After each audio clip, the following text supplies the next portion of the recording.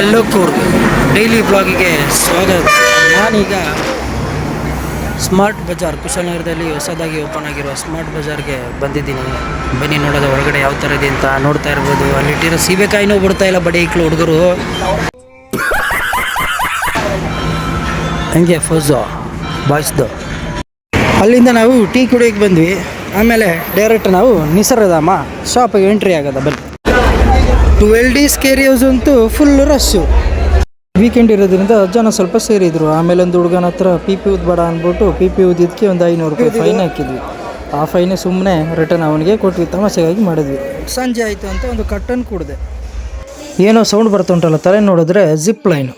ಅದಾದಮೇಲೆ ಟೀ ಕುಡಿಯೋದ ಅಂತ ನಾವು ಹಂಗೇ ಫ್ರೀಸ್ ಕೆಫೆಗೆ ಬಂದು ಒಂದು ಒಳ್ಳೆ ಟೀ ಕುಡಿದೆ. ಅದಾದಮೇಲೆ ಆ ಫೀಲ್ನ ಕರೆದ್ಬಿಟ್ಟು ಬಾ ಹೋಗೋದ ಅಂತ ಕಟಿಂಗ್ ಶಾಪಿಗೆ ನಿಸರ್ಗಧಾಮದಿಂದ ಹೊರಟ್ವಿ.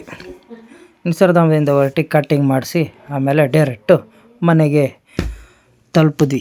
ನೆಕ್ಸ್ಟ್ ವೀಡಿಯೋದಲ್ಲಿ ಸಿಗೋದಾ. ಗುಡ್ ನೈಟ್, ಬಾಯ್ ಬಾಯ್.